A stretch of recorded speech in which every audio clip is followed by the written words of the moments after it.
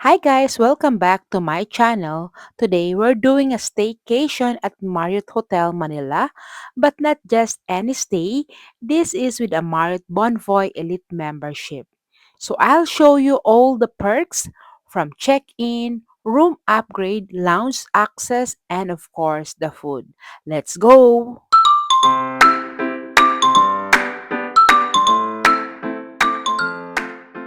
Morning guys, so we are here at Marriott Hotel in Manila.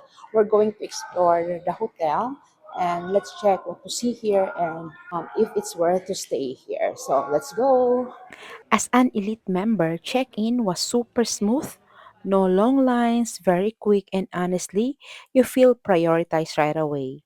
They even explain all the perks included in the stay, which already made it feel like a VIP experience.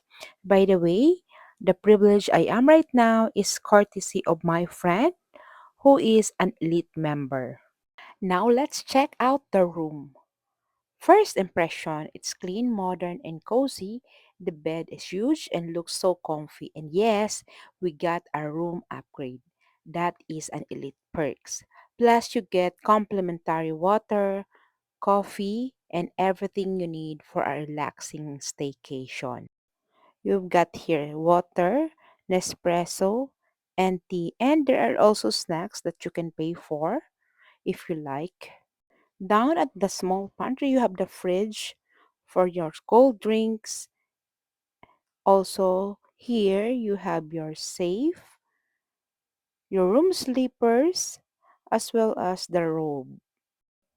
There is also coffee table area and seats for two, a working area with a chair, and this will be your view outside your room.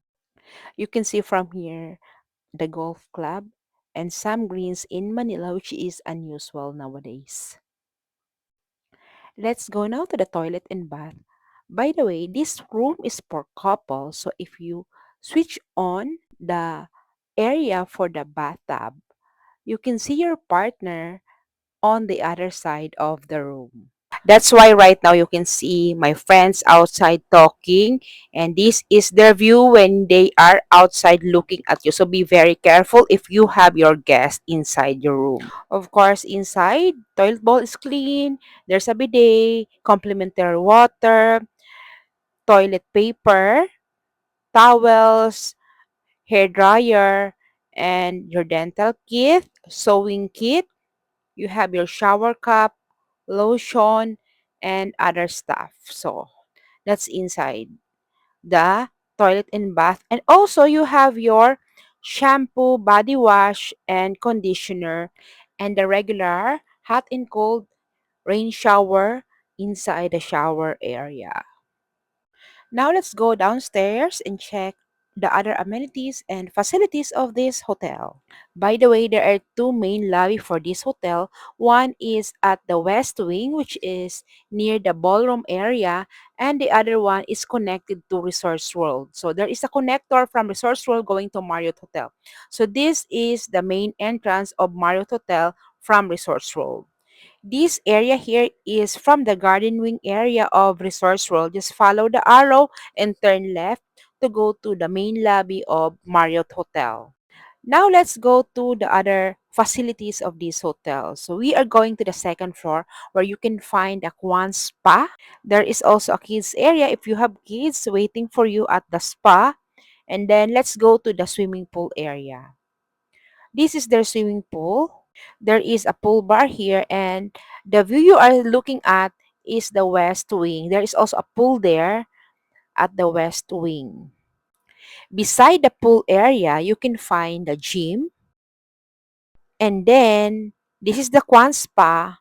When you go to the other side, you can also go to their sauna. Guys, we are here at the second floor for the Kwan Spa. And meron silang sauna. Titingnan natin. We are not going to get inside because camera is not allowed inside. So, I'll just have you the glimpse of what's inside their sauna. And then, let's go back to the main lobby here at the second floor. And here's the deal, if you are a Marriott Bonvoy Elite member, you can get executive lounge access, late check-out, and bonus points for future stays. But for breakfast, it's free only to Platinum Elite members and higher, like Titanium, Ambassador, at most brands, either through executive lounge access or as a welcome amenity.